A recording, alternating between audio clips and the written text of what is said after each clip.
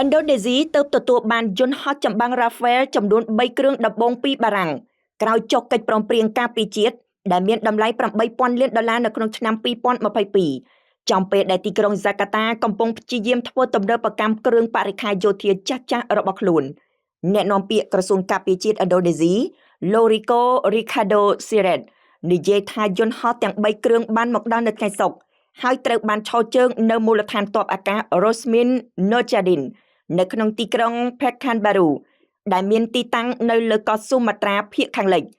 លោកថាពួកវានឹងត្រៀមប្រើប្រាស់ដោយកងទ័ពអាកាសឥណ្ឌូនេស៊ីដែលជាអតិថិជនឧបករណ៍យោធាដ៏សំខាន់របស់បារាំងនៅអាស៊ីអាគ្នេយ៍បានបញ្ជាទិញយន្តហោះចម្បាំង Rafale រហូតដល់ទៅ42គ្រឿងដែលផលិតដោយក្រុមហ៊ុន Dazzle Aviation ក៏ដូចជាយន្តហោះចម្បាំងនិងនាវាមុជទឹករបស់បារាំងក្រោមការដឹកនាំរបស់លោកប្រធានាធិបតី Prabowo Subianto ឥណ្ឌូនេស៊ីបានបង្កើនការចំណាយយ៉ាងច្រើនសម្បើមលើវិស័យការពារជាតិខណៈដែលប្រទេសដីកោះនៅអាស៊ីមួយនេះកំពុងស្វាស្វែងធ្វើទំនើបកម្មកងយន្តហោះចម្បាំងរបស់ខ្លួនដើម្បីពង្រឹងអំណាចផ្លូវអាកាសតួយ៉ាងក្រៅពីយន្តហោះចម្បាំងបារាំងឥណ្ឌូនេស៊ីក៏កំពុងពិចារណាលើជម្រើសបញ្ជាទិញយន្តហោះចម្បាំង J-10 របស់ប្រទេសចិនយន្តហោះចម្បាំង F-15EX ផលិតនៅសហរដ្ឋអាមេរិកនិងចុះកុងត្រាទិញយន្តហោះចម្បាំង KAAN